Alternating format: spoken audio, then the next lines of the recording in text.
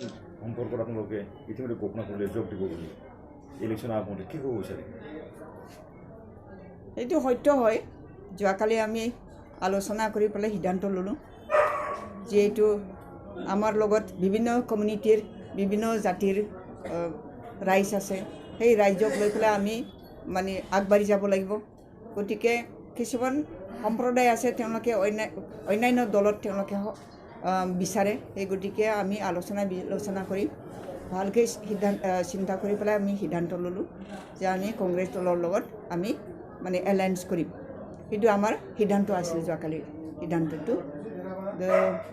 আমি আশা ৰাখিছোঁ কংগ্ৰেছ দলেও আমাক পাই পেলাই তেওঁলোকে অলপ মজবুত হ'ব আৰু আমিও তেওঁলোকৰ সহায় সহযোগিতা লৈ পেলাই আমি সুন্দৰকৈ আগবাঢ়ি যাব পাৰিম। সেইকাৰণে যোৱাকালি এই সিদ্ধান্তটো হৈছে।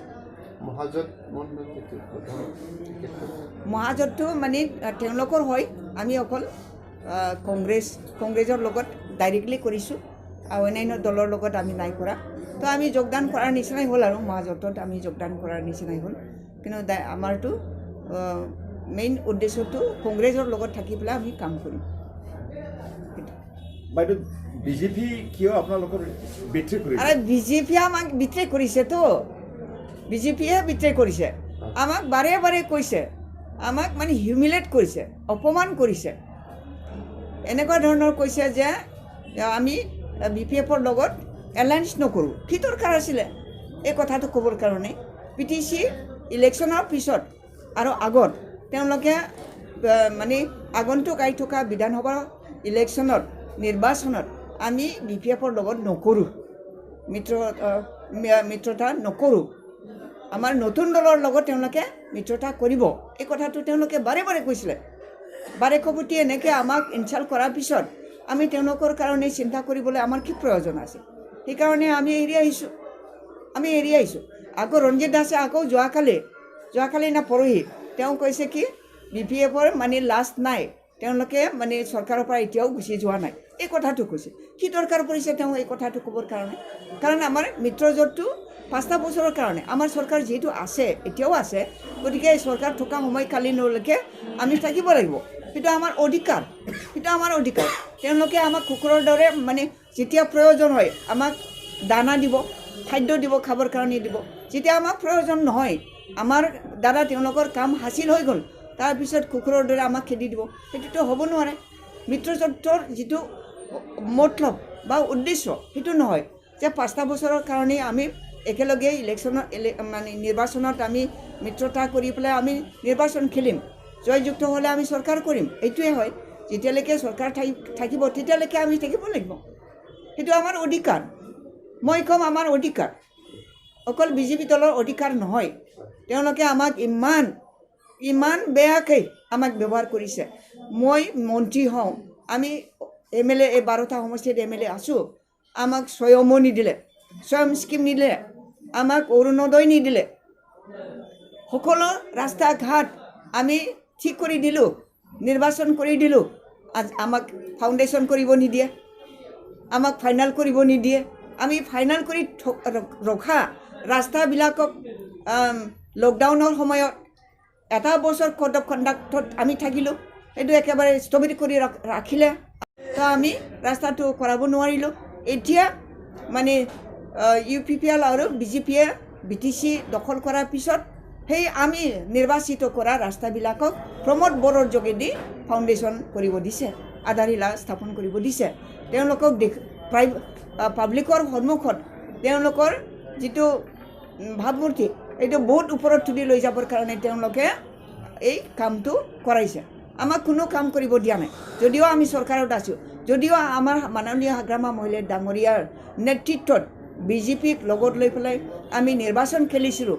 যোৱা 5টা বছৰ আগত নিৰ্বাচন খেলাৰ পিছত BJP পাৱাৰত আহিলে, তেওঁলোকৰ নেতৃত্বত 2টা দল AGP আৰু আমাক লৈ পেলাই চৰকাৰ গঠন কৰিলে। তো আমি 5টা বছৰে আমি এনজয় কৰিব পাৰিব লাগিব। তাৰ পাৱাৰটো আমাৰ ৰাইজক যিটো সুবিধা কৰি দিব লাগে, তাৰ অধিকাৰ আমাক দিব লাগে, কিন্তু তেওঁলোকে আমাক দিয়া নাই। তো আমি কেনেকৈ BJPৰ লগত থাকিম? কেনেকৈ থাকিম? BJP দল ইমান মানে অহংকাৰ, এই অহংকাৰৰ কাৰণে BJP দলটো ডুবি যাব, তেওঁলোকে ডুবিব।